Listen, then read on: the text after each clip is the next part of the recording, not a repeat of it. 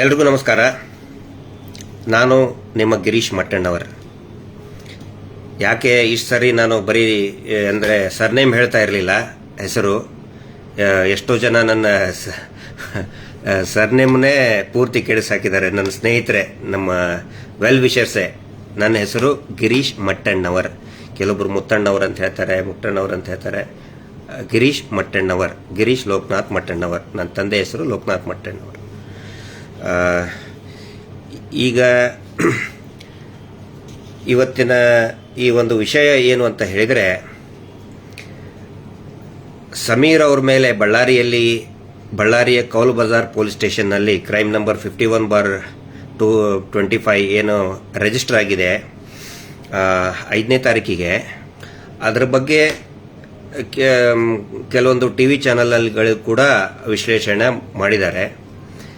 ಇದರ ರಹಸ್ಯ ಏನು ಅನ್ನೋದ್ರ ಬಗ್ಗೆ FIR ಮುಂದೆ ಇಟ್ಕೊಂಡೇ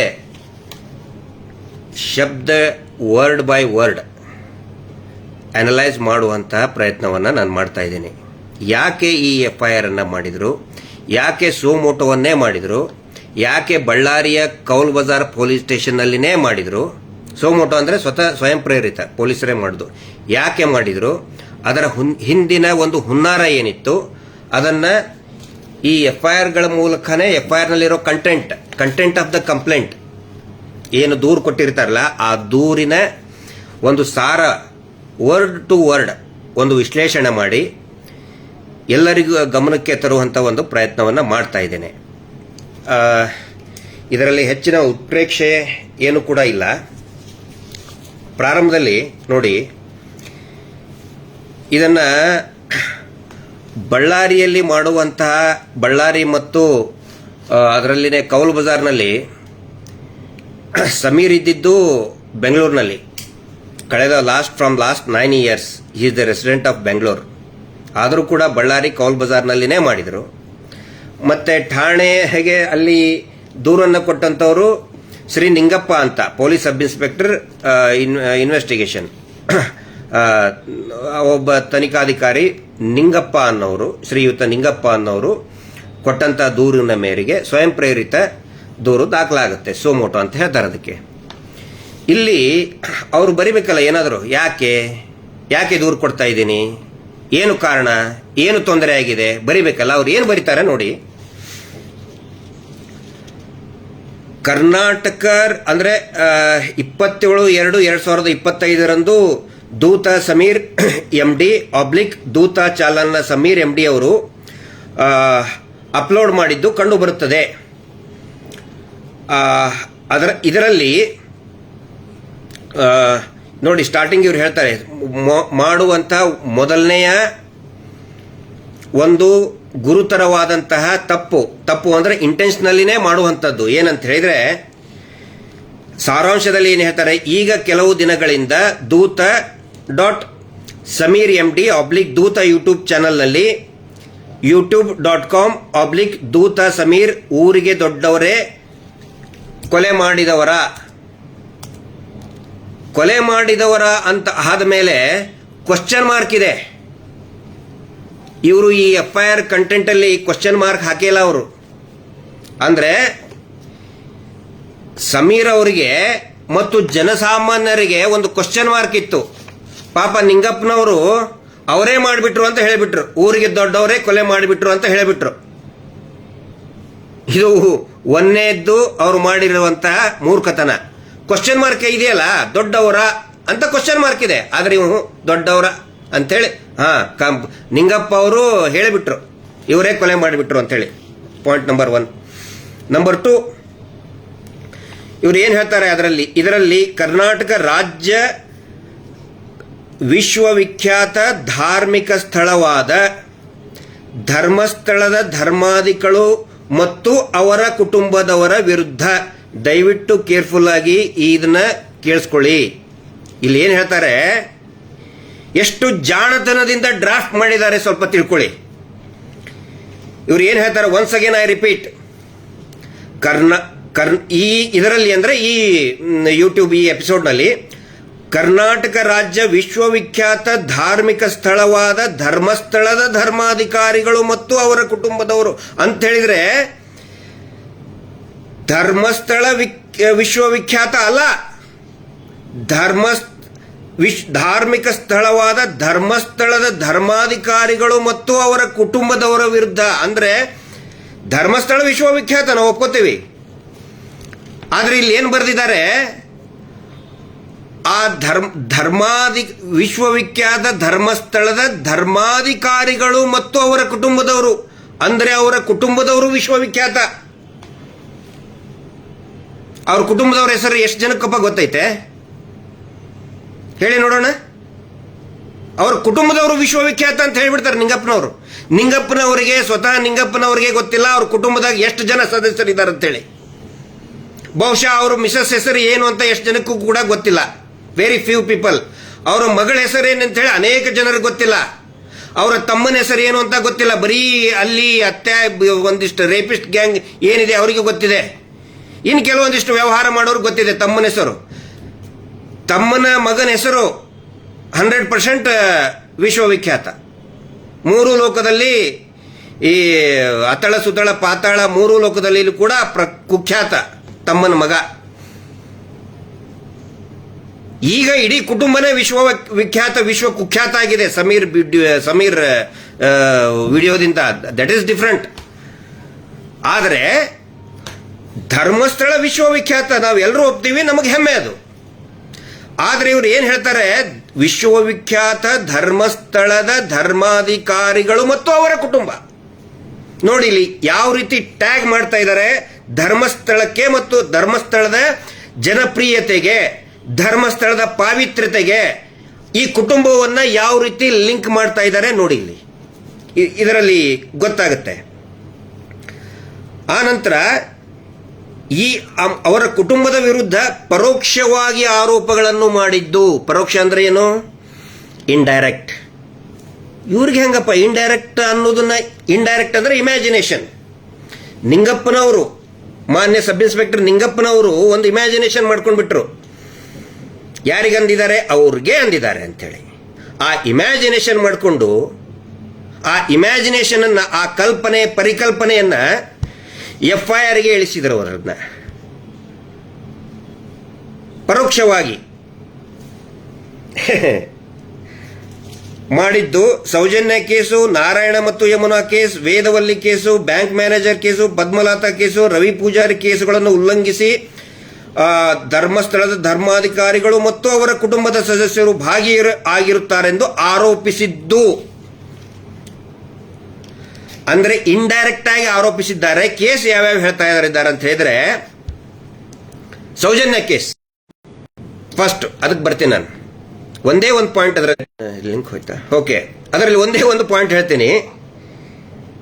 ಈ ಸೌಜನ್ಯ ಪ್ರಕರಣದಲ್ಲಿ ಅನೇಕ ಜನ ಹೇಳ್ತಾರೆ ಮುಗಿದ ಅಧ್ಯಾಯ, ಮುಗಿತಲ್ಲ ಅದು ಅಂತ ಹೇಳಿ. ನೋ, ಇವು ಆಸ್ ಆನ್ ಟುಡೇ ಹೈಕೋರ್ಟ್ ಅಲ್ಲಿ ಈ ಪ್ರಕರಣದಲ್ಲಿ, ಸೌಜನ್ಯ ಪ್ರಕರಣದಲ್ಲಿ ಲೋಪ ಎಸಗಿದಂತಹ, ತಪ್ಪು ಎಸಗಿದಂತಹ ಅಧಿಕಾರಿಗಳು, ಅವರಿಗೆ ಎರಿಂಗ್ ಆಫೀಷಿಯಲ್ಸ್ ಅಂತ ಹೇಳ್ತಾರೆ.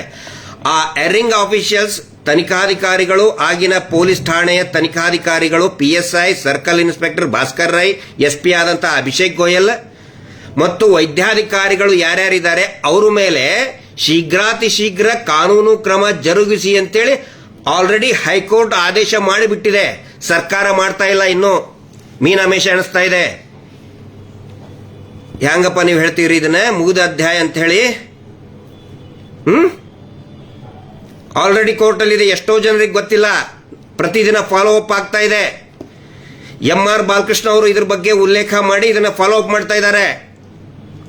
ಶ್ರೀಯುತ MR ಬಾಲಕೃಷ್ಣ ಅಂಡ್ ಅಸೋಸಿಯೇಟ್ಸ್ ಅಂತ. ಆನಂತರ ಇನ್ನೂ ವೆರಿ ವ್ಯಾಲಿಡ್ ಪಾಯಿಂಟ್, ಸೌಜನ್ಯ ಕೇಸ್ನಲ್ಲಿ ಅವ್ರ ಹೆಸರು ಇಲ್ಲದೆ ನೀವು ಯಾಕೆ ತರ್ತಾ ಇದ್ದೀರಿ ಅಂತ ಕೇಳ್ತಾ ಇದ್ದಾರೆ ಎಷ್ಟೋ ಜನ ಗೊತ್ತಿಲ್ಲದವರು. ಅವ್ರ ಗಮನಕ್ಕೆ, ಆ ಸ್ನೇಹಿತರ ಗಮನಕ್ಕೆ, ಈ ಕೇಸ್ನಲ್ಲಿ ಸ್ವತಃ CBI ಕೋರ್ಟ್, ಆಕ್ಚುಲಿ ಟೆಕ್ನಿಕಲಿ ಅದು ಪೋಕ್ಸೋ ಸ್ಪೆಷಲ್ ಕೋರ್ಟ್ ಬೆಂಗಳೂರಿನಲ್ಲಿ, ಸ್ವತಃ ಆಗಿನ CBI ಪ್ರಾಸಿಕ್ಯೂಷನ್ ಹೇಳ್ತಾರೆ, not investigating officer. CBI prosecution ಏನು ವಾದ ಮಾಡ್ತಾರಂತ ಹೇಳಿದ್ರೆ, ನೋಡಿ, ಇದರಲ್ಲಿ ಸಂತೋಷ್ ರಾವ್ನ ಪಾತ್ರ ಇಲ್ಲ. ಅವನ ಹೊರತುಪಡಿಸಿ ಇನ್ನೂ 3-4 ಜನ ಇದ್ದಾರೆ. ಆ 3-4 ಜನ ಯಾರು? 1 2 3 4 ಎಲ್ಲ ಬರೆದಿದ್ದಾರೆ, ಹೆಸರು ಕೂಡ ನೇಮ್ ಇದೆ.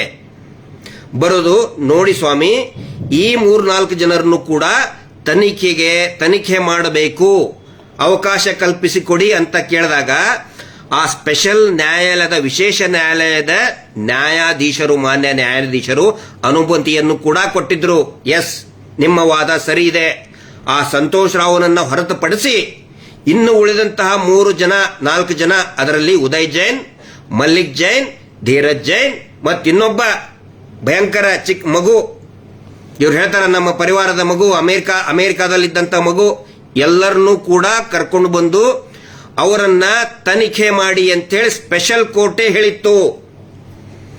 ಆಲ್ರೆಡಿ ನಾವು ಮರು ತನಿಖೆ ಮಾಡಿ ಅಂತ ಹೇಳ್ತಾ ಇದೀವಲ್ಲ, ಮರು ತನಿಖೆ ಈಗ 4 ವರ್ಷದ ಹಿಂದೆನೆ ಮಾಡಿಬಿಟ್ಟಿದೆ, ಆದೇಶ ಆಗಿಬಿಟ್ಟಿತ್ತು ಅವಾಗ ಸ್ಪೆಷಲ್ ಕೋರ್ಟ್ ಅಲ್ಲಿ. ನೀವು ಹೇಳ್ತಿರಲ್ಲ, ಯಾಕೆ ನೀವು ಸುಮ್ಮನೆ ಆರೋಪ ಮಾಡ್ತೀರಿ ಅಂತ ಹೇಳಿ. ನಾವು ಹೇಳಿಲ್ಲ, ಸ್ವತಃ ಸಿಬಿಐ ಪ್ರಾಸಿಕ್ಯೂಷನ್ ಹೇಳಿತ್ತು. 319 ನಲ್ಲಿ ಅಪ್ಲಿಕೇಶನ್ ಕೊಟ್ಟು ಪೆಟಿಷನ್ ಫೈಲ್ ಮಾಡಿದಾಗ ಸ್ವತಃ ಜಡ್ಜ್ ಸಾಹೇಬ್ರೆ yes you are correct prosecutor ಅಂತ ಹೇಳಿ ತನಿಖೆಗೆ ಆದೇಶನೇ ಮಾಡಿತ್ತು. ಆದರೆ ಇವರು ಏನು ಮಾಡಿದ್ರು, ಆ ಆದೇಶಕ್ಕೆ ಮಾನ್ಯ ಕರ್ನಾಟಕ ಹೈಕೋರ್ಟಿಗೆ ಅಪೀಲ್ ಹೋದ್ರು. ಅಪೀಲ್ ಹೋದ್ಮೇಲೆ ಅಲ್ಲಿ ಸ್ಟೇ ತಗೊಂಡು ಬಂದ್ರು. ಅಂದ್ರೆ ಕೆಳಗಿನ ನ್ಯಾಯಾಲಯ, ಸೆಷನ್ ಕೋರ್ಟ್ ಸ್ಥಾನಮಾನ ಇರುವಂತಹ ಆ ಸ್ಪೆಷಲ್ ಕೋರ್ಟ್ಗೆ, ಅದರ ಮೇಲ್ಗಡೆ ಇರೋದು ಅಪಿಲೇಟ್ ಅಥಾರಿಟಿ ಇರೋದು ಹೈಕೋರ್ಟ್ ನಲ್ಲಿ ಸ್ಟೇ ತಗೊಂಡು ಬಂದ್ರು ಇವರು.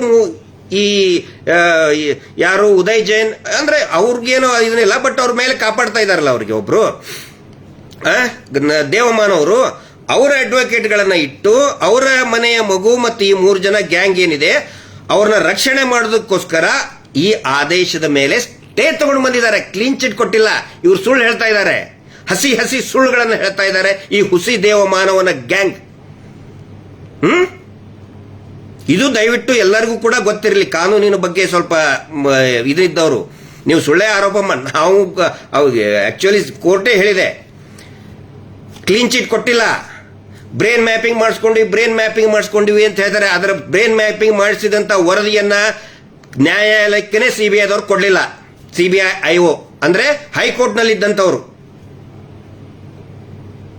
ಇದು ಫ್ಯಾಕ್ಟ್. ಹಿಂಗಿದ್ದ ಮೇಲೆ ಸಮೀರ್ ಕೇಳೋದು ತಪ್ಪಾ? ವಾಕ್ ಸ್ವಾತಂತ್ರ್ಯ ಬೇಡ ಹಂಗಿದ್ರೆ? ಯೂಟ್ಯೂಬರ್ಗಳಿಗೆ ವಾಕ್ ಸ್ವಾತಂತ್ರ್ಯ ಇಲ್ವಾ? ಆ ಸಬ್ಜೆಕ್ಟ್ ಬರ್ತೇನೆ, ನೆಕ್ಸ್ಟ್ ಪಾಯಿಂಟ್. ಆನಂತರ ಇವ್ರು ಹೇಳ್ತಾರೆ, ಯಾರು? ನಿಂಗಪ್ಪನವರೇ ಹೇಳ್ತಾರೆ, ನಾರಾಯಣ ಮತ್ತು ಯಮುನಾ ಕೇಸ್ ಏನಿದೆ ಗೊತ್ತೇನ್ರಿ ನಿಂಗಪ್ಪನವರೇ? ನಾನು ಹೇಳಲ್ಲ. ತಾವು ಪೊಲೀಸರು ಮತ್ತು ಬೆಳತಂಗಡಿ ಪೊಲೀಸರು ಏನು ಹೇಳಿದ್ದಾರೆ, ದಕ್ಷಿಣ ಕನ್ನಡ ಪೊಲೀಸರಿಗೆ ಏನು ವರದಿ ಹೋಗಿದೆ ಅದನ್ನ ಬಳ್ಳಾರಿ ಪೊಲೀಸರಿಗೆ ಹೇಳುವಂತ ಪ್ರಯತ್ನ ನಾನು ಮಾಡ್ತಾ ಇದ್ದೀನಿ. ನಾನೇನು ಹೇಳ್ತಾ ಇಲ್ಲ. ಏನಾಗಿದೆ ಅಂದ್ರೆ ತಿಳ್ಕೊಳ್ಳಿ ಬಳ್ಳಾರಿ ಪೊಲೀಸರೇ, ಕೌಲ್ ಬಜಾರ್ ಪೊಲೀಸರೇ, ನಾರಾಯಣ ಮಾವುತ ಕೇಸ್ ನೀವೇ ಹಾಕಿದಿರಿಲ್ಲ, ಇದನ್ನ ಅದಕ್ಕೆ ಹೇಳ್ತಾ ಇದ್ದೀನಿ. ಏನಾಗಿದೆ ನಾರಾಯಣ ಮಾವುತ ಕೇಸಲ್ಲಿ? ಸ್ವತಃ ನಾರಾಯಣನ ಹೆಂಡತಿಯಾದಂತಹ ಶ್ರೀಮತಿ ಸುಂದರಿಯವರು, ನೆನಪಿಟ್ಕೊಳ್ಳಿ ಹೆಸರು, ಶ್ರೀಮತಿ ಸುಂದರಿಯವರು ಆಗಿನ ದಕ್ಷಿಣ ಕನ್ನಡದ SP ಅವರಿಗೆ ಒಂದು ದೂರನ್ನ ಕೊಟ್ಟಿದ್ದಾರೆ. ಏನಂತ ಹೇಳಿದ್ರೆ, ಸ್ವಾಮಿ ನನ್ನ ಗಂಡ ತೀರ್ಕೊಂಡು ಗಂಡ ಮತ್ತು ಗಂಡನ ತಂಗಿಯನ್ನ ಕೊಲೆಯಾಗಿ 1 ವರ್ಷ ಆಯ್ತು. ಆದರೂ ಕೂಡ ಆರೋಪಿಗಳು ಸಿಕ್ಕೇ ಇಲ್ಲ. ನನಗೆ ಈ ಧರ್ಮಸ್ಥಳದ ಪ್ರಮುಖ ವ್ಯಕ್ತಿಯಾದಂಥ ಹರ್ಷೇಂದ್ರ ಕುಮಾರ್, ಯಾರದು? ಇದೇ ಧರ್ಮೋದ್ಯಮಿಗಳ ಸ್ವಂತ ತಮ್ಮ, ಕುಟುಂಬದವರು ವಿಶ್ವವಿಖ್ಯಾತರು ಅಂತ ಹೇಳ್ತಾ ಇದ್ದೀರಲ್ಲ, ಆ ವಿಶ್ವವಿಖ್ಯಾತ ಕುಟುಂಬದ ಜಾತಕ ಹೇಳ್ತಾ ಇದ್ದೀನಿ ಕೇಳಿ ಇಲ್ಲಿ. ಅದರಲ್ಲಿ ದೂರಿನಲ್ಲಿ ಅವರು ಬರೀತಾರೆ, ಹರ್ಷೇಂದ್ರ ಕುಮಾರ್ ಅವರು ನನಗೆ ಜೀವ ಬೆದರಿಕೆ ಕೊಟ್ಟರು. ಎದಕ್ಕೆ? ನಮ್ಮ ಕುಟುಂಬಕ್ಕೆ ಮನೆಗೆ ಬಂದು ಜೀವ ಬೆದರಿಕೆ ಕೊಟ್ಟಿದ್ದಾರೆ. ಎದಕ್ಕೆ? ಈ ನಮ್ಮ ಜಾಗಿಯನ್ನ ಬಿಟ್ಕೊಟ್ಟು ಹೋಗ್ಬಿಡು ನೀನು ಅಂತ ಬೆದರಿಕೆ ಕೊಟ್ಟಿದ್ದಾರೆ, ಹೆಸರು ಹಾಕಿ ಬರೆದಿದ್ದಾರೆ. ಆಮೇಲೆ ನಾವು ಮನೆ ಬಿಟ್ಟು ಹೋಗಲಿಲ್ಲ. ಹೀಗಾಗಿ ನಾರಾಯಣ ಮತ್ತು ಅವರ ತಂಗಿ ಯಮುನಾಳ ಕೊಲೆಯನ್ನ ಅವ್ರು ಹೇಳಿ 1 ವಾರಕ್ಕೇನೆ ಬಂದು ಕೊಲೆ ಆಗಿದೆ, ನಮ್ಮ ಗಂಡನ ಕೊಲೆ ಆಗಿದೆ ಅಂದ್ರೆ ನಮ್ಮದು ಅಂದ್ರೆ ನಮ್ಮ ಪರಿವಾರದ ಗಂಡ ಮತ್ತು ಗಂಡನ ತಂಗಿ. ಯಾಕಂದ್ರೆ ಇವ್ರು ಹೆದರ್ಕೊಂಡು ಬೆಳ್ತಂಗಡಿಯಲ್ಲಿ ಇರ್ತಿದ್ರು. ಚಿಕ್ಕ ಚಿಕ್ಕ ಅಂದ್ರೆ ಎಷ್ಟು ದೇ ಆರ್ ನಾಟ್ ಅಂದ್ರೆ ಮೈನರ್ ಏನಲ್ಲ, ಬಟ್ ಸ್ಟಿಲ್ 3 ಜನ, ಗಣೇಶ, ಅಶೋಕ ಮತ್ತು ಭಾರತಿ, ಅವ್ರು 3 ಜನ ಮಕ್ಕಳು ಬೆಳ್ತಂಗಡಿಯಲ್ಲಿ ಹೆದರ್ಕೊಂಡಿದ್ರು. ಆ ಸಂದರ್ಭದಲ್ಲಿ ಮನೆಗೆ ಬಂದು ಕೊಲೆ ಮಾಡಿದ್ದಾರೆ. ಅವರ ಜೀವ ಬೆದರಿಕೆಯಿಂದನೇ ಈ ಘಟನೆ ಆಗಿದೆ. ಆ ನಂತರ ಇದಾದ ನಂತರ ನಾನು ಪರಮ ಪೂಜ್ಯರಿಗೆ ನಾನು ಹೋಗಿ ಭೇಟಿಯಾಗಿದ್ದೆ. ಅವ್ರ ಹೆಸರು ಬರೆದಿದ್ದಾರೆ, ವೀರೇಂದ್ರ ಹೆಗ್ಗಡೆ ಅಂತ ಹೆಸರು ಹಾಕಿನೇ ಬರೆದಿದ್ದಾರೆ. ಅವ್ರ ಹತ್ರ ಹೋದ್ರೆ ಏನ್ ಹೇಳಿದ್ರು ಅಂತ ಹೇಳಿದ್ರೆ, ಆಯ್ತು ನೀನು ಇದ್ಲೇ ಮರ್ತು ಬಿಡು ಅಂತ ಹೇಳಿದ್ರಂತ ಹೇಳಿ ಸ್ವತಃ ಸುಂದರಿನೇ ಮೃತ ನಾರಾಯಣನ ಹೆಂಡತಿನೇ ಬರೆದಿದ್ದಾಳೆ. ಬರೆದು ಅದಕ್ಕೆ ಅಕ್ನಾಲಜ್ಮೆಂಟಿಗೆ ನನ್ನ ಇದರಲ್ಲಿ ಅಪ್ಲೋಡ್ ಮಾಡಿದ್ದೆ ಫೇಸ್ಬುಕ್ ಅಲ್ಲಿ. ಸ್ವತಃ ಆ SP ಅವರು ರಿಸೀವ್ ಮಾಡಿ ಸೀಲ್ ಅಂಡ್ ಸಿಗ್ನೇಚರ್ ಹಾಕಿದಂತಹ ಕಂಪ್ಲೇಂಟ್ ಕಾಪಿ ನಿಮ್ಮ ಮುಂದೆ ನಾನು ನಮ್ಮ ಫೇಸ್ಬುಕ್ ಅಲ್ಲಿ ಹಾಕಿದ್ದೀನಿ, ನೋಡಿ ಎಲ್ಲರೂ. ಮಾತಾಡಬಾರ್ದ ಮತ್ತೆ ನಿಂಗಪ್ಪ ಅವರೇ, ಮಾತಾಡಬಾರ್ದ? ನಿಮ್ಗೆ ಗೊತ್ತಾಯ್ತು ಇದು ವಿಶ್ವವಿಖ್ಯಾತ ಕುಟುಂಬ, ವಿಶ್ವವಿಖ್ಯಾತ ಕುಟುಂಬದ ಏನು ಜಾತಕ. ಆ ನಂತರ ಸ್ವತಃ ವೀರೇಂದ್ರ ಹೆಗ್ಗಡೆ ಅವರ ಮೇಲೆ ಧರ್ಮಸ್ಥಳ ಪೊಲೀಸ್ ಠಾಣೆಯಲ್ಲಿ ಅಕ್ರಮ ಮೀಟರ್ ಬಡ್ಡಿ ದಂಧೆ ವಿರುದ್ಧ ಧರ್ಮಸ್ಥಳ ಪೊಲೀಸ್ ಸ್ಟೇಷನ್ನೇ ಅಲ್ಲಿನೇ NCR ದಾಖಲಾಗಿದೆ ರೀ. ಕೌಲ್ ಬಜಾರ್ ಪೊಲೀಸರೇ, ಬಳ್ಳಾರಿ ಪೊಲೀಸರೇ, ಬೆಳ್ತಂಗಡಿ ಪೊಲೀಸ್ ಠಾಣೆಯಲ್ಲಿ ಬೆಳ್ತಂಗಡಿ ಪೊಲೀಸರು ಮಾಡಿದ ದೂರು ದಾಖಲನ್ನ ಬಳ್ಳಾರಿ ಪೊಲೀಸರಿಗೆ ಹೇಳ್ತಾ ಇದ್ದೀನಿ ನಾನು. ಹೊಸದಾಗಿ ಏನು ಹೇಳ್ತಾ ಇಲ್ಲ. ಪಾಪ ಗೊತ್ತಿರ್ಲಿಕ್ಕಿಲ್ಲ ನಿಂಗಪ್ಪ ಅವ್ರಿಗೆ, PSI ಅವ್ರಿಗೆ ಗೊತ್ತಿರಲ್ಲ ನಿಮಗೆ. ವಿಶ್ವವಿಖ್ಯಾತರು ಅಂತ ಬರೆದು ಬಿಟ್ರಲ್ಲ, ವಿಶ್ವವಿಖ್ಯಾತ ಕುಟುಂಬದ ಮೇಲೆನೆ ಇಡೀ ರಾಜ್ಯಾದ್ಯಂತ 43 NCR ದಾಖಲ ಆಗಿದೆ. 43 ಕೇಸಸ್ ರಿಜಿಸ್ಟರ್. ಅಕ್ರಮ ಮೀಟರ್ ಬಡ್ಡಿ ದಂಧೆ, ಕಿರುಕುಳ, ಹಿಂಸೆ, ವಾರ ಕೊಡ್ತಾ ಇರುವಂತ ಹಿಂಸೆ. ಆ ನಂತರ 4 ಬರೀ ಆ ಸಂಸ್ಥೆಯ ಮೇಲೆನೆ FIR ರಿಜಿಸ್ಟರ್ ಆಗಿದೆ. Davanagere, Hiriyur, Nanjangud, Mysuru, Tumakuru case FIR register ಆಗಿದೆ. ಬಳ್ಳಾರಿ ಪೊಲೀಸರೇ, ಮಾಹಿತಿಯ ಕೊರತೆ ಇರಬಹುದು ತಮಗೆ. ವಿಶ್ವವಿಖ್ಯಾತ ಕುಟುಂಬ ಅಂತಂದ್ರಲ್ಲ, ವಿಶ್ವವಿಖ್ಯಾತ ಕುಟುಂಬದ ಜಾತಕ ನಿಮಗೆ ಓದಿ ಹೇಳ್ತಾ ಇದ್ದೀನಿ. ಪಾಪ ನಿಮಗೆ ಗೊತ್ತಾಗಬೇಕಿದು, ಎಲ್ಲಾ ಪೊಲೀಸರಿಗೂ ಕೂಡ ಗೊತ್ತಾಗಬೇಕು. ಇಷ್ಟೇ ಅಲ್ಲ, ಒಟ್ಟು 334 ಕೇಸಸ್ ಇದೆ ಅವ್ರ ಮೇಲೆ. ಸಿವಿಲ್ ಕೇಸಸ್ ಪೆಂಡಿಂಗ್ ಇದೆ ಬೇರೆ ಬೇರೆ ಕೋರ್ಟ್ನಲ್ಲಿ. ಅದು ತಹಶೀಲ್ದಾರ್ ಕೋರ್ಟ್ ಇರ್ಬೋದು, ಎಕ್ಸಿಕ್ಯೂಟಿವ್ ಮ್ಯಾಜಿಸ್ಟ್ರೇಟ್, AC ಕೋರ್ಟ್ ಇರ್ಬೋದು, DC ಕೋರ್ಟ್ ಇರ್ಬೋದು, ಹೈಕೋರ್ಟ್ ಇರ್ಬೋದು, ಫ್ರಾಡ್ ಇರ್ಬೋದು, ಜಮೀನನ್ನ ಒತ್ತುವರಿ ಮಾಡಿದ್ದು, ಸರ್ಕಾರಿ ಜಮೀನನ್ನು ಒತ್ತುವರಿ ಮಾಡಿದ್ದು. 334 ಕೇಸ್ಗಳಾಗಿದೆ. ವಿಶ್ವವಿಖ್ಯಾತ ಕುಟುಂಬ ಅದರ ಮೇಲೆ. ವಿಶ್ವವಿಖ್ಯಾತ ಬಳ್ಳಾರಿ ಪೊಲೀಸರೇ, ಕೌಲ್ ಬಜಾರ್ ಪೊಲೀಸರೇ, ನಾನೇನು ಹೊಸದಾಗಿ ಹೇಳ್ತಾ ಇಲ್ಲ. ಎಲ್ಲೆಲ್ಲಿ ಬೆಳ್ತಂಗಡಿಯಲ್ಲಿ ಏನ್ ಕೇಸ್ ರಿಜಿಸ್ಟರ್ ಆಗಿದೆ ಇದೆ ಅದನ್ನು ನಾನು ಯಾಕಂದ್ರೆ ಇದು ನೆಟ್ ಸ್ಲೋ ಇತ್ತು, ಸಾರಿ. ಅಂದ್ರೆ ಹೇಳ್ಬೇಕಲ್ಲ, ಇದನ್ನ ಯಾರಾದ್ರೂ ಹೇಳ್ಬೇಕಲ್ಲ.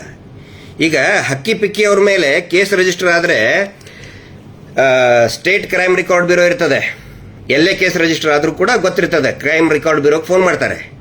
ಫೋನ್ ಮಾಡಿ ಕೇಳ್ಕೊತಾರೆ ಹಕ್ಕಿ ಪಿಕ್ಕಿ ಅವ್ರ ಮೇಲೆ. ಯಾಕಂದ್ರೆ ಕಳ್ತನದ ಆರೋಪ ಸುಮಾರು ಇರ್ತದೆ. ಪಾಪ ಆ ಕಮ್ಯುನಿಟಿ ಮೇಲೆ ನಾನು ಬೈತಾ ಇಲ್ಲ, ಇಟ್ಸ್ ಟ್ರೈಬಲ್ ಕಮ್ಯುನಿಟಿ, ಬೈತಾ ಇಲ್ಲ. ಆದ್ರೆ ಕೆಲವೊಂದಿಷ್ಟು ವಾಂಡರಿಂಗ್ ಟ್ರೈಬ್ಸ್ ಇರ್ತವೆ, ಅವ್ರ ಮೇಲೆ ಕೇಸ್ ರಿಜಿಸ್ಟರ್ ಆದ್ರೆ ಎಲ್ಲಾ ಪೊಲೀಸ್ ಸ್ಟೇಷನ್ ಅವ್ರು ಕೇಳ್ತಾರೆ ನಿಮ್ಮ ಇದರಲ್ಲಿ ರಿಜಿಸ್ಟರ್ ಆಗಿದೆಯಾ. ಪಾಪ ಇವ್ರ ಬಗ್ಗೆ ವಿಶ್ವವಿಖ್ಯಾತ ಕುಟುಂಬ ಅಲ್ಲ, ಸ್ಟೇಟ್ ಕ್ರೈಮ್ ರೆಕಾರ್ಡ್ ಬ್ಯೂರೋನಲ್ಲಿ ಎಂಟ್ರಿ ಮಾಡಿರಂಗಿಲ್ಲ ನೀವು, ನನಗೆ ಗೊತ್ತಿದೆ. ಅದ್ರ ಸಲುವಾಗಿ ನಾನು ಹೇಳ್ತಾ ಇದ್ದೀನಿ, ನೋಡಿ ಇಷ್ಟು ಕೇಸ್ ಆಗಿದೆ, ರಾಜ್ಯದ ಎಲ್ಲಾ ಪೊಲೀಸರು ಕೂಡ ಗೊತ್ತಾಗಿಲ್ಲ. ಯಾಕಂದ್ರೆ ನಾಳೆ ಮತ್ತೆ ಇನ್ನೊಂದು ಬೀದರ್ನಲ್ಲೇ, ಶಿವಮೊಗ್ಗದಲ್ಲೇ ಮಾಡಿ ವಿಶ್ವವಿಖ್ಯಾತ ಕುಟುಂಬದ ಮೇಲೆ ಅಂದ್ಬಿಟ್ಟ ಅಂತ ಹೇಳಿ ರಿಜಿಸ್ಟರ್ ನೀವು ಹೇಳ್ತಿರಲ್ಲ, ಇದೇ ಸೇಮ್ ಕಂಟೆಂಟ್, ಸೇಮ್ ಸ್ಕ್ರಿಪ್ಟ್ ಗೊತ್ತಿರಲಿ ಅಂತ ಹೇಳ್ತಾ ಇದ್ದೀನಿ.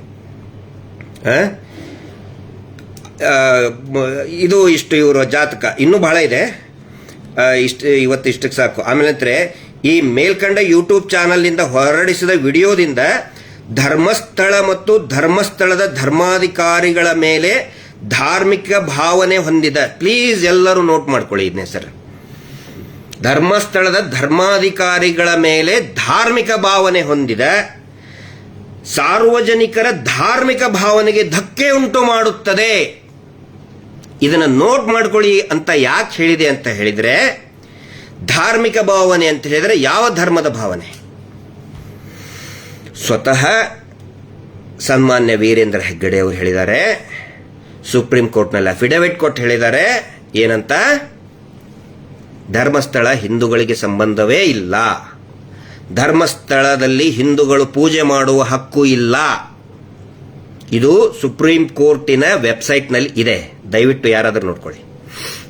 ಅದನ್ನು ನಮ್ಮ ಕಡೆ ಕನ್ನಡದಲ್ಲಿ ತರ್ಜುಮೆ ಮಾಡಿದಂಥ ಸರ್ಟಿಫೈಡ್ ಕಾಪಿ ಇದೆ ನಮ್ಮ ಹತ್ರ, ಅದನ್ನು ಕೂಡ ಹಾಕ್ತಾ ಇದೀವಿ, ನೋಡ್ಕೊಳ್ಳಿ. ಆಲ್ರೆಡಿ ಪಬ್ಲಿಕ್ ಡೊಮೇನಲ್ಲಿದೆ, ಒನ್ಸ್ ಅಗೇನ್ ಹಾಕ್ತಾ ಇದೀವಿ, ಅದನ್ನು ನೋಡ್ಕೊಳ್ಳಿ. ಸ್ವತಃ ಧರ್ಮಾಧಿಕಾರಿಗಳೇ ಸುಪ್ರೀಂ ಕೋರ್ಟ್ನಲ್ಲಿ ಹೇಳಿಬಿಟ್ಟಿದ್ದಾರೆ, ಹಿಂದೂಗಳಿಗೆ ಇದರಲ್ಲಿ ಹಕ್ಕೇ ಇಲ್ಲ, ಪೂಜೆ ಮಾಡುವ ಹಕ್ಕಿಲ್ಲ, ಇದು ಧಾರ್ಮಿಕ ಸಂಸ್ಥೆ ಅಲ್ಲವೇ ಅಲ್ಲಂದ ಮೇಲೆ ಯಾವ ಧರ್ಮದ ಧಾರ್ಮಿಕ ಭಾವನೆಗಳಿಗೆ ಧಕ್ಕೆ ಉಂಟಾಗುತ್ತದೆ? ಸನ್ಮಾನ್ಯ ನಿಂಗಪ್ಪನವರೇ, ಕೌಲ್ ಬಜಾರ್ ಪೊಲೀಸರೇ, ಸುಪ್ರೀಂ ಕೋರ್ಟ್ ಅಲ್ಲಿ ಇದ್ದು ನಿಮ್ಗೆ ಹೇಳ್ತಾ ಇದ್ದೀನಿ. ಪಾಪ ನಿಮ್ಮ ಮಾಹಿತಿ ಕೊರತೆ ಇದೆಯಲ್ಲ, ನೀವೇನೋ ಇಮ್ಯಾಜಿನೇಷನ್ ಮಾಡ್ಕೊಂಡ್ಬಿಟ್ರಿ, ಪರಿಕಲ್ಪನೆ ಮಾಡ್ಕೊಂಡ್ಬಿಟ್ರಿ, ಧಕ್ಕೆ ಉಂಟಾಗತ್ತಂತ ಹೇಳಿ. ಮತ್ತಿಲ್ಲಿ ಯಾರು ನಂಬೇಕು? ಅವರು ಅದರದ್ದು ಓನರು, ಧರ್ಮಾಧಿಕಾರಿಗಳು ಅದರದ್ದು ಓನರು, ದೇವಸ್ಥಾನದ ಓನರ್ ಅಂತ ಹೇಳ್ಕೊತಾರೆ. ನಾವು ಅದರ ಭಕ್ತರು, ದೇವಸ್ಥಾನದ ಭಕ್ತರು. ನಾವು ದೇವಸ್ಥಾನದ ಭಕ್ತರು. ಧರ್ಮಾಧಿಕಾರಿಗಳು ಹೇಳಿದ್ ನಂಬೇಕಾ, ನಿಂಗಪ್ಪ ಅವ್ರು ಹೇಳಿದ್ ನಂಬೇಕಾ? ನಾವು ಎಲ್ಲೋ ಕೌಲ್ ಬಜಾರ್, ಬಳ್ಳಾರಿ ಕೌಲ್ ಬಜಾರ್ PSI ನಿಂಗಪ್ಪ ಅವ್ರ ಮಾತನ್ನ ನಂಬಬೇಕಾ? ಸುಮ್ಮನೆ ಹಂಗೆ ಕಲ್ಪನೆ ಮಾಡಿದ ಮಾತನ್ನ ನಾವು ಭಕ್ತರು ನಾವು ನಂಬಬೇಕಾ? ಅಥವಾ ಆ ಧರ್ಮಸ್ಥಳ ದೇವಸ್ಥಾನದ ಓನರ್, ಕಾಂಟ್ರಾಕ್ಟರ್ ಶ್ರೀಯುತ ವೀರೇಂದ್ರ ಹೆಗ್ಗಡೆ ಧರ್ಮಾಧಿಕಾರಿಗಳೇ ಹೇಳಿದ್ದಾರೆ, ಸುಪ್ರೀಂ ಕೋರ್ಟ್ಗೆ ಅಫಿಡವಿಟ್ ಕೊಟ್ಟು ಹೇಳಿದ್ದಾರೆ, ಇದು ಹಿಂದೂ ದೇವಸ್ಥಾನ ಅಲ್ಲ, ಹಿಂದೂಗಳಿಗೆ ಇದಕ್ಕೆ ಸಂಬಂಧನೇ ಇಲ್ಲ, ನಾವು ಜೈನರು, ಇದು ನಮ್ಮ ಜೈನ್ ಇನ್ಸ್ಟಿಟ್ಯೂಟ್. ಅದನ್ನು ನಂಬಬೇಕಾ? ಅಲ್ಲರಿ, ನೀವು ಇಮ್ಯಾಜಿನೇಷನ್ ಮಾಡಿಕೊಂಡು FIR ಮಾಡಿದಿರಲ್ರಿ ಆ ಹುಡುಗನ ಮೇಲೆ. ಆ ನಂತರ ಅನೇಕ ಜನ ಹೇಳ್ತಾರೆ ದೇವಸ್ಥಾನಕ್ಕೆ ಬೈದ, ಅದರಲ್ಲಿ ಒಂದು ವರ್ಡ್ ಯೂಸ್ ಮಾಡಿದ್ದಾರೆ. ನಿನ್ನೆ ಕಂಪ್ಲೀಟ್ ನಾವು ಅದನ್ನ ರೈಟಿಂಗ್ ನಲ್ಲಿ ಇರಿಸ್ಕೊಂಡಿದ್ದೇವೆ. ಅದರಲ್ಲಿ ಏನು ಒಂದು ಹೇಳ್ತಾನೆ ಗೊತ್ತಾ? ಧರ್ಮಸ್ಥಳದ ಶ್ರೀ ಮಂಜುನಾಥ ಸ್ವಾಮಿ ಅನ್ನುವ ಶಬ್ದ ಬಳಸಿದ್ದಾನೆ ಸರ್. ಶ್ರೀ ಮಂಜುನಾಥ ಸ್ವಾಮಿ ಅಂದರೆ ಅಪಮಾನ ಏನ್ರಿ? ಯಾರಿಗಿರಿ ಅಪಮಾನ ಆಯಿತು? ಯಾರಿಗೆ ಅಪಮಾನ ಆಯಿತು? ಸ್ವಲ್ಪ ಹೇಳ್ರಪ್ಪ. ಇಷ್ಟು ಬರೆದು 299 BNS ನಲ್ಲಿ ದೂರು ದಾಖಲು ಮಾಡಲು ಕೋರುತ್ತೇನೆಂದು ಇದ್ದ ಮೇರೆಗೆ ಠಾಣೆ ಗುನ್ನೆ ನಂಬರ್ 51/2025 ಅಲ್ಲಿ ನಮೂದಿಸಿಕೊಳ್ಳುತ್ತೇನೆ. ಇದು FIR ನ ಜಿಸ್ಟು. ಇದು ಏನಂತ ಹೇಳಿದ್ರೆ, ಈ ಓದಿದ್ನಲ್ಲ, ಇದು ನಮಗೆ ರೂಢ ಆಗಿಬಿಟ್ಟಿದೆ. ಕಳೆದ 1 ವರ್ಷದಿಂದ ಓದಿ ಓದಿ ಓದಿ ಓದಿ ಇದನ್ನೇ. ಮಹೇಶ್ ಶೆಟ್ಟರ್ ಮೇಲೆ 13 ಕೇಸು, ಎಲ್ಲ 13 ಕೇಸ್ನಲ್ಲಿ ಫಸ್ಟ್ ಪ್ಯಾರಾ ಬರೋದು ಇದೇ ಸೇಮ್ ಸ್ಕ್ರಿಪ್ಟ್. ವೇದವಲ್ಲಿ ಕೇಸ್ ಆದಾಗೂ ಕೂಡ ಸೇಮ್ ಇದೇ ಸ್ಕ್ರಿಪ್ಟ್. 79ರಲ್ಲಿ, 87, 88ರಲ್ಲಿ ಪದ್ಮಲತಾ ಕೇಸ್ ಆದಾಗ ಸೇಮ್ ಇದೇ ಸ್ಕ್ರಿಪ್ಟ್. ಧರ್ಮಸ್ಥಳದ ಮೇಲೆ ಅಪಮಾನ ಮಾಡ್ತಾ ಇದ್ದಾರೆ, ಅಪಚಾರ ಮಾಡ್ತಾ ಇದ್ದಾರೆ, ವಿಶ್ವವಿಖ್ಯಾತ ಕುಟುಂಬದ ಮೇಲೆ ಅಪಚಾರ ಮಾಡ್ತಾರೆ, ಸೇಮ್ ಸ್ಕ್ರಿಪ್ಟ್. ಆನೆ ಮಾವುತನ ಕೇಸ್ ಆದಾಗೂ ಕೂಡ ಸೇಮ್ ಸ್ಕ್ರಿಪ್ಟ್. ಇವ್ರನ್ನ ಅತ್ಯಾಚಾರ ಪ್ರಶ್ನೆ ಮಾಡಿದಾಗ ಇದೇ ಫಸ್ಟ್ ಬರೋದೇ ಈ ಸ್ಕ್ರಿಪ್ಟ್. ನನಗನ್ಸಿದೆ ಬಹುಶಃ ಅಲ್ಲಿ ಯಾವುದೋ ಕಲ್ಲಲ್ಲಿ ಕೆತ್ಬಿಟ್ಟಿದ್ದಾರೆ ಕಾಣ್ತದೆ. ಈ ಸ್ಕ್ರಿಪ್ಟನ್ನ ಕಲ್ಲಲ್ಲಿ ಕೆತ್ಬಿಟ್ಟಿದ್ದಾರೆ, ಈ ಸ್ಕ್ರಿಪ್ಟನ್ನು ಪೂರ್ತಿಯಾಗಿ. ಏನದು ಶಿಲಾಶಾಸನ ಅಂತಾರಲ್ಲ, ಶಿಲೆ ಮೇಲೆ ಶಾಸನ ಬರೆದಾರಲ್ಲ, ಹಂಗೆ ಇದು ಶಿಲಾಶಾಸನ. ಧರ್ಮಸ್ಥಳದ ಯಾವುದೋ ಒಂದು ಕಲ್ಲು ಬಂಡಿ ಮೇಲೆ ಧರ್ಮಸ್ಥಳದಾಗ ಇವ್ರ ಮನೆಯೊಳಗೆ ಒಂದು ಬಂಡೆ ಇಟ್ಕೊಂಡು ಅದರಲ್ಲಿ ಬರೆದು ಬಿಟ್ಟಿದ್ದಾರೆ ಆ ಶಿಲಾಶಾಸನನ. ಅದನ್ನೇ ಇಲ್ಲಿ ರಿಪೀಟ್ ಮಾಡಿದ್ದಾರೆ. ಇಲ್ಲಿ ನಾನು ಏನು ಹೇಳಕ್ ಹೊರಟಿದ್ದೀನಿ ಅಂತ ಹೇಳಿದ್ರೆ, ಇದನ್ನ ಬರೆದಂಥವರು ಸನ್ಮಾನ್ಯ ನಿಂಗಪ್ಪನವರಲ್ಲ, ನಿಂಗಪ್ಪನವರು ಬರೆದಂತ ಸ್ಕ್ರಿಪ್ಟ್ ಅಲ್ಲ ಇದು.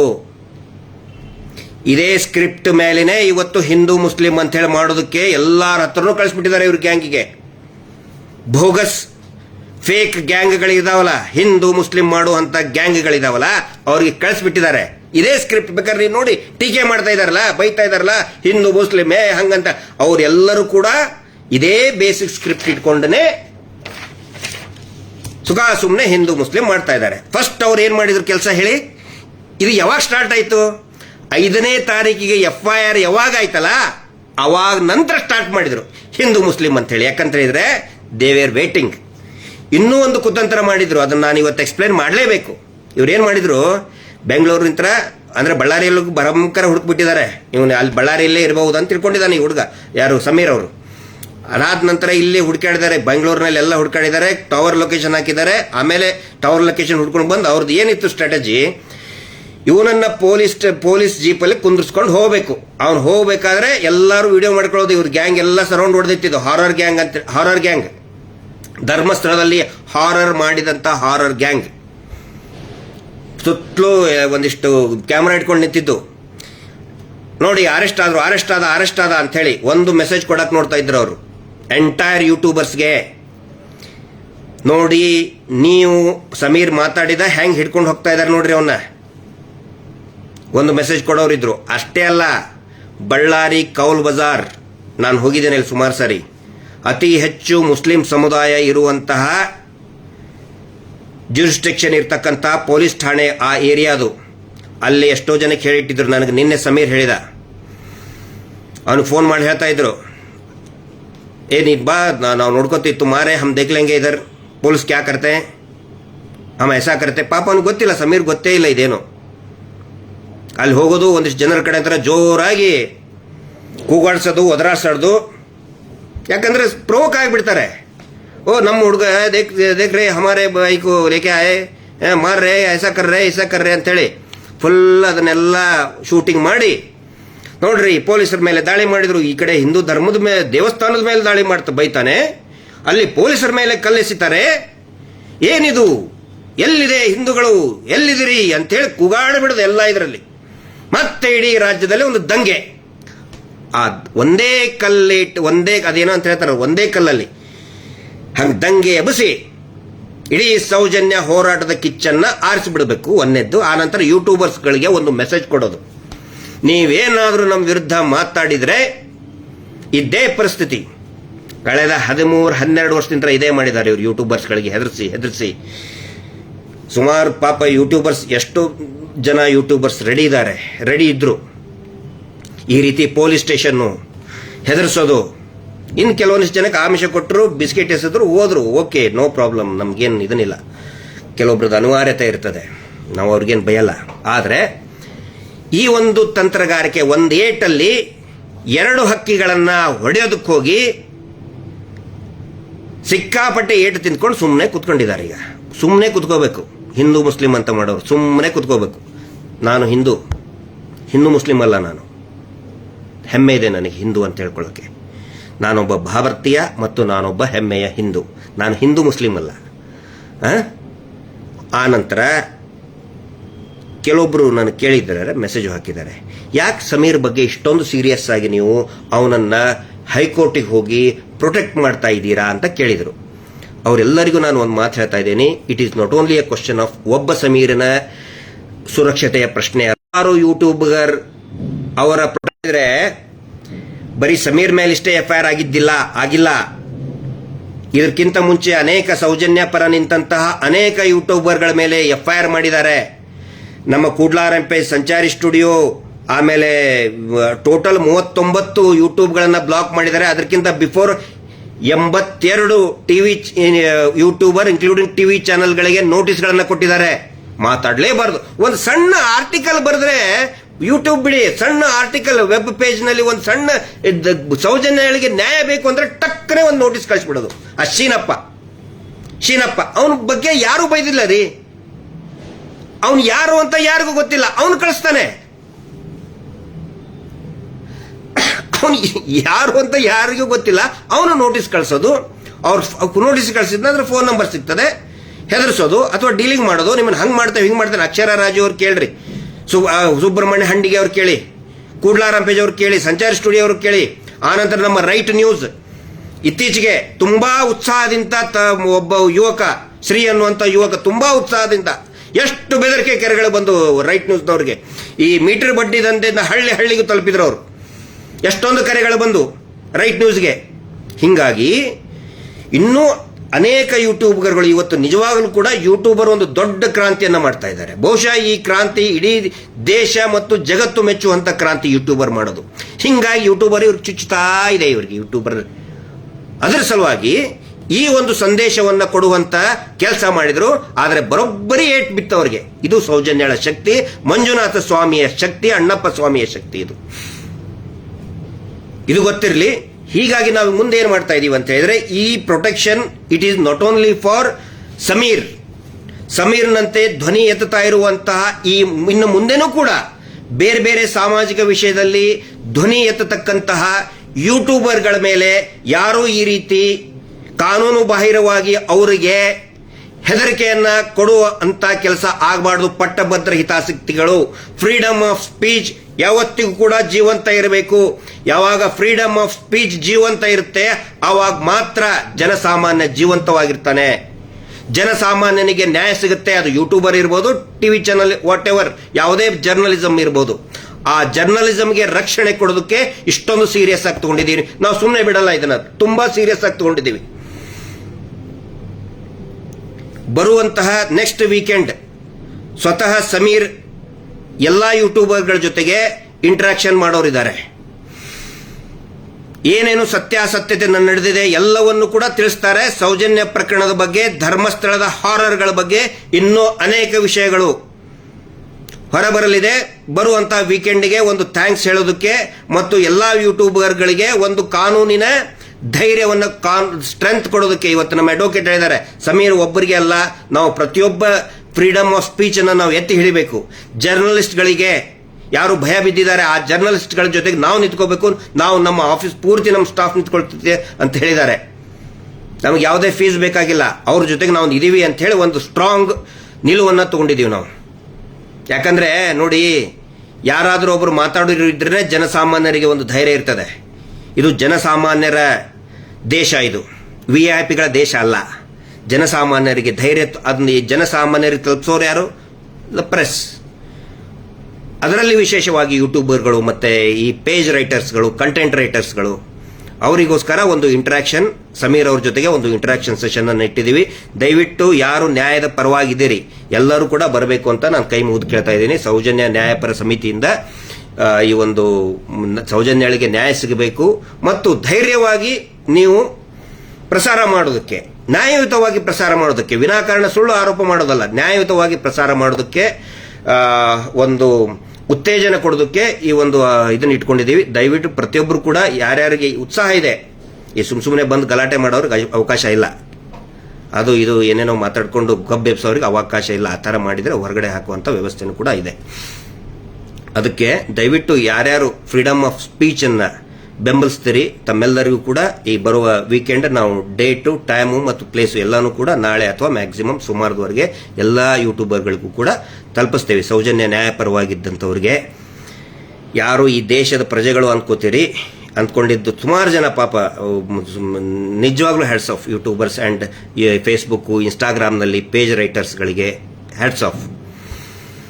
ಒಂದು ದೊಡ್ಡ ಕ್ರಾಂತಿಗೆ ಚಾಲನೆಯನ್ನು ಕೊಟ್ಟಿದ್ದೀರಿ. ಹೀಗಾಗಿ ಒಂದು ಥ್ಯಾಂಕ್ಸ್ ಗಿವಿಂಗ್ ಸೆಷನ್ ಅನ್ನ ಮತ್ತೆ ಇನ್ನೂ ಅನೇಕ ಧರ್ಮಸ್ಥಳದ ಹಾರರ್ಗಳನ್ನು ದಾಖಲೆ ಸಮೇತ ಬಿಡುಗಡೆ ಮಾಡುವಂತ ಒಂದು ಪ್ರಯತ್ನ ನಡೀತದೆ.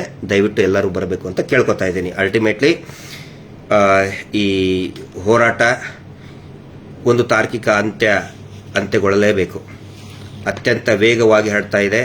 ಆ ನಂತರ ಎಲ್ರಿಗೂ ಹೇಳ್ತಾ ಇದ್ದೀನಿ, ಪ್ರಚಾರ ನೋಡಿ, ಯಾವತ್ತಿಗೂ ಕೂಡ ಇಂಡಿವಿಜುವಲ್, ನಾನು ನನ್ನ ಬಗ್ಗೆ ಹೇಳ್ತಾ ಇದ್ದೀನಿ, ಇಂಡಿವಿಜುವಲ್ ವ್ಯಕ್ತಿಗೆ ನನಗೆ ಪ್ರಚಾರ ಯಾವತ್ತಿಗೂ ನೋಡಿ ಒಂದು ಹೋರಾಟ ಯಾಕೆ ಹಾಳಾಗ್ತಾ ಇದೆ ಅಂತ ಹೇಳಿದ್ರೆ, ಗಿರೀಶ್ ಮಟ್ಟಣ್ಣವ್ರಿಗೆ ದೊಡ್ಡವನ್ ಮಾಡಿದರೆ ಅದೇ ಒಂದು ದೊಡ್ಡ ಕಂಟಕ.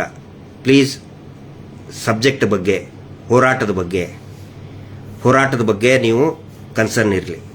ನಮ್ಮನ್ನ ದೊಡ್ಡವ್ರು ಮಾಡೋದು ಬೇಡ, ನಮ್ಮನ್ನ ಹೀರೋ, ನಮ್ಮನ್ನ ಏನೋ I am very common man, ಒಬ್ಬ ಸಾಮಾನ್ಯ ವ್ಯಕ್ತಿ ನಾನು. ಪ್ಲೀಸ್ ಸೌಜನ್ಯ ಹೋರಾಟದ ಬಗ್ಗೆ ಧ್ವನಿಗೂಡಿಸಿ ಅಂತ ಕೇಳ್ತಾ, ಮತ್ತೆ ನಮ್ಮ ಮಹೇಶ್ ಶೆಟ್ಟಿ ತಿಮ್ಮರೋಡಿ ಅವರ ನೇತೃತ್ವದಲ್ಲಿ ನಡೀತಾ ಇರುವಂತಹ ಈ ಸಂಪೂರ್ಣ ಅವರ ಮಾರ್ಗದರ್ಶನದಲ್ಲಿ ನಡೀತಾ ಇರ್ತಕ್ಕಂಥ ಅನೇಕ ಈ ಹೋರಾಟದ ಅನೇಕ ಮಜಲುಗಳಿಗೆ ಎಲ್ಲರ ಒಂದು ಬೆಂಬಲ ಇರಲಿ ಅಂತ ಹೇಳಿ ಇವತ್ತಿನ ಈ ಒಂದು ಲೈವ್ ಅನ್ನು ಮುಗಿಸ್ತಾ ಇದ್ದೇನೆ. ಪ್ರತಿಯೊಬ್ಬರು ಕೂಡ ಇದನ್ನ ಶೇರ್ ಮಾಡಿ, ಸಾಧ್ಯ ಆದಷ್ಟು ಜನರಿಗೆ ಶೇರ್ ಮಾಡಿ. ಎಲ್ಲರೂ ಕೂಡ ಸಾಕಷ್ಟು ಜನ ಜಾಗೃತರಾಗಿದ್ದಾರೆ ಡ್ಯೂ ಟು ಸಮೀರ್ ವಾಯ್ಸ್ ತುಂಬಾ ದೊಡ್ಡದಿದೆ, ತುಂಬಾ ರೀಚ್ ತುಂಬಾ ದೊಡ್ಡದಾಗಿದೆ. ಹೀಗಾಗಿ ಪ್ರತಿ ಹಂತದಲ್ಲಿನೂ ಕೂಡ ಇದನ್ನು ಗಮನಿಸಿ ಪ್ರತಿಯೊಬ್ಬರು ಕೂಡ ಇದರಲ್ಲಿ ಭಾಗಿಯಾಗಿ ಅಂತ ಹೇಳ್ತಾ ಇವತ್ತಿನ ಈ ಲೈವ್ ಅನ್ನು ಮುಗಿಸ್ತಾ ಇದ್ದೀನಿ. Justice for Soujanya.